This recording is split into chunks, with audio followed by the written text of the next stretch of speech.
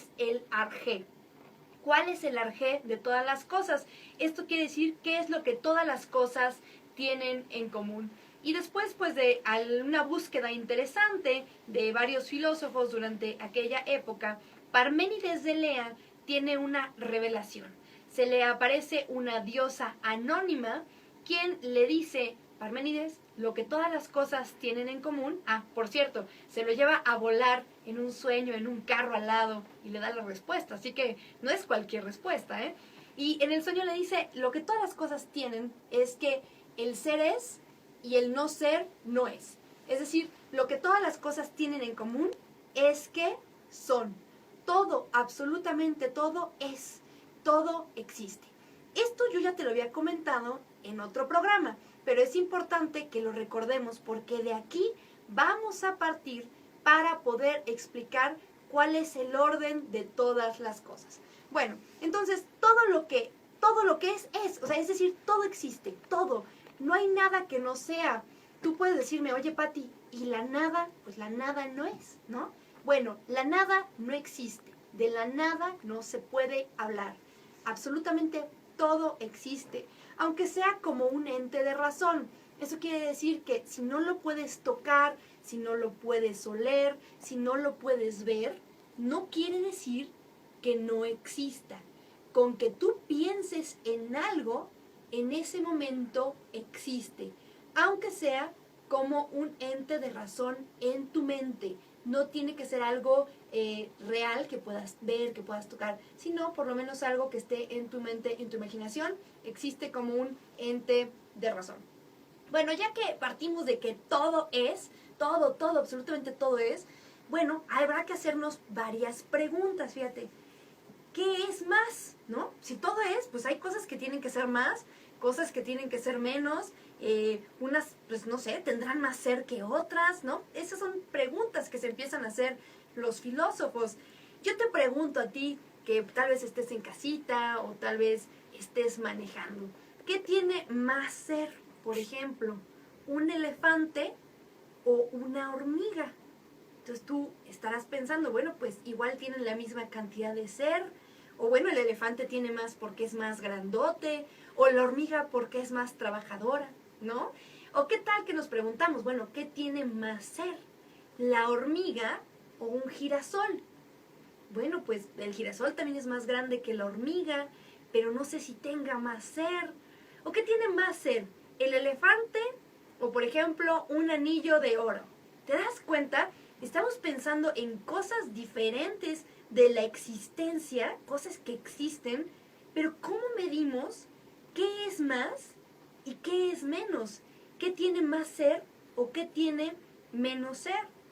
Bueno, fíjate que Aristóteles se puso a pensar en esto. Aristóteles recuerda que tenía un maestro que se llamaba Platón, quien a su vez tuvo un maestro que se llamaba Sócrates, ¿no? Entonces, esta es como la tríada de los tres filósofos más famosos. El punto es que Platón decía que la realidad no estaba aquí. Platón pensaba que existían dos mundos: el mundo de las ideas, y el mundo sensible, que es este mundo que estamos viendo, que estamos tocando, en este mundo en el que tal vez estás tú manejando en el tráfico o estás en tu casa. Este es el mundo sensible. Y el mundo de las ideas para Platón era un mundo perfecto. Pues no voy a ahondar más en esto porque este es otro tema de otro programa enorme, pero Aristóteles, que era su alumno, le dice: híjole, prof, pues la verdad no estoy de acuerdo contigo. Fíjate, para ser su alumno, le dice: no estoy de acuerdo. La realidad no está en el mundo de las ideas. Platón pensaba que el mundo de las ideas estaba arriba, que podía, como de alguna manera, digamos, volar. Y Aristóteles dice: no, el mundo, la existencia, la realidad está aquí. Por eso ese famosísimo cuadro de Rafael de Sancio, donde se encuentran al centro de la obra Platón y Aristóteles, Platón está mostrando con el dedo hacia arriba la realidad, hacia arriba, en el brazo trae el diálogo del Timeo, diciendo que la realidad está allá, mientras que Aristóteles está con el dedo hacia el frente y un poco hacia abajo, demostrando que no, la realidad y la existencia está aquí. Podemos conocer la realidad, sí podemos tener acceso a la realidad. Bueno, entonces ya que Aristóteles Aristóteles decide que sí se puede conocer la realidad, que sí tenemos acceso a ella, ok. Entonces, ¿cómo vamos a ordenar la realidad? Vuelvo a la pregunta que te hacía yo al principio. ¿Qué tiene más ser? Si todo es real, si todo existe, pues ¿cómo organizo todo lo que existe? Debe haber una forma de ver qué es más y qué es menos en la escala del ser. Entonces, lo que te voy a explicar hoy es eso, el orden de todas las cosas, cómo organizó Aristóteles el ser. Y a esto se le llama normalmente la jerarquía ontológica. ¿Te acuerdas que el día que te expliqué metafísica en el otro programa, te decía que la ontología viene de dos palabras, ens y logos, que es ens es el ser y logos es estudio o tratado, de ahí que la ontología sea el estudio del ser en cuanto al ser.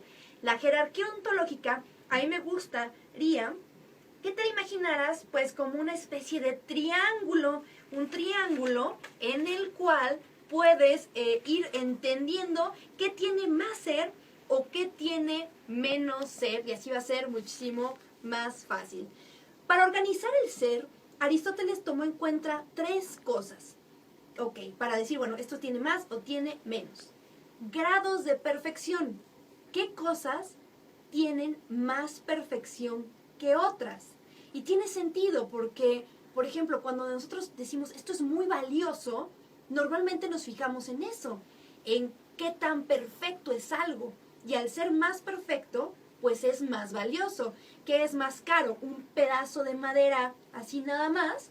¿O un pedazo de madera que ha sido tallado, que ha sido pulido, que ha sido labrado, barnizado? Mantiene una mayor perfección. Entonces, Aristóteles tomó en cuenta primero esto, los grados de perfección.